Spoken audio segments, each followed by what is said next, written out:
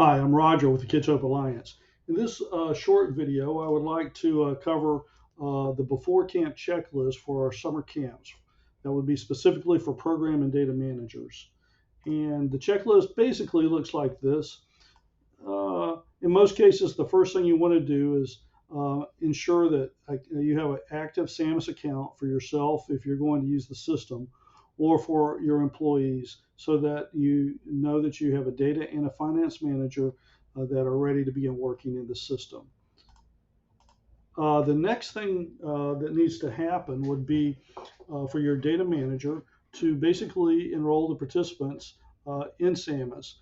So that includes returning participants from last summer and giving them a new episode date so that they're active for the 2022 summer camp, or creating a new demographic record for a student that's never been in your summer camp.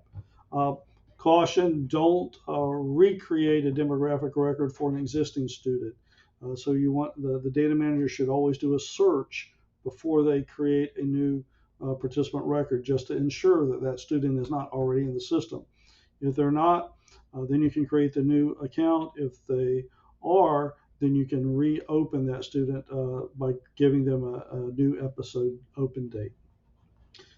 Sign-in sheets are very important, just like last year. As soon as you have all of the participants with an open episode date and active in SAMUS, then you can print your sign-in sheets for day one. You want to take a look at that and make sure that all the names that you know have enrolled are on that list. If not, you just go back and add the participant that you're missing and then regenerate and print the sign-in sheet. You will not need to print a new sign-in sheet until you add a new participant. If someone comes in the second or third week or whenever, and then you need to update the roster. So until and unless that happens, you can simply make copies on your copy machine of the sign-in sheets. Validating the roster, one way to do that is just looking at your sign-in sheets and making sure that everyone that's coming to camp is on the sign-in sheet.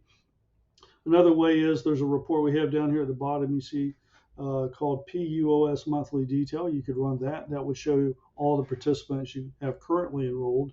You could even go into the Units of Service Attendance module and make sure all the names are in there.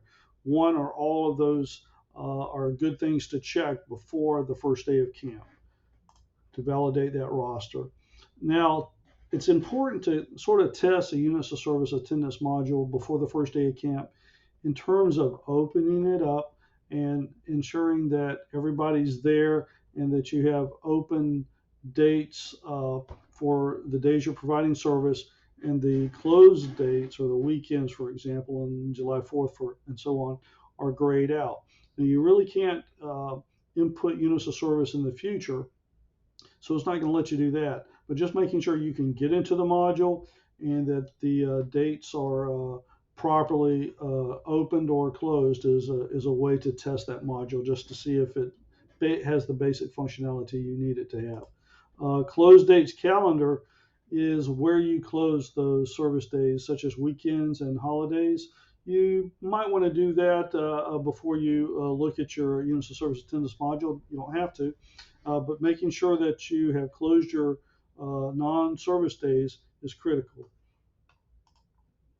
And then you want to baseline your reports. Basically, run the POS monthly detail report and make sure that you are comfortable with the run parameters. We go over this in the trainings. And you generate a report and it looks right, has the names in there that you're looking for. And also the POS PR2 report.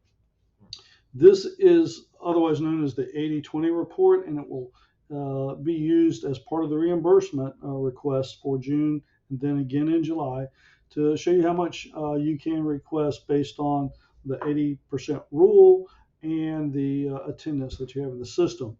I'm not here in this video going to show you how to run the report, just letting you know that you should be able to do that, and it's part of your before camp checklist. So that covers everything for SAMUS in terms of basics to get ready for day one. If you have questions, 255-4410, or I recommend emailing us at samus@coj.net. give us a brief description of your question or issues, and we'll usually be able to resolve that and then email you back.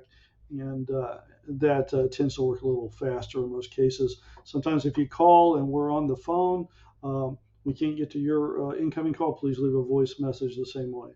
And here you see in the image below what to do if you forgot your password. Well, that's only going to work after you reactivate your account from last year through the new user request form, or you have a new user request form processed for that initial member account in SAMUS. So that's about everything in the basics before camp starts. Thanks, and I hope you have a great 2022 summer camp.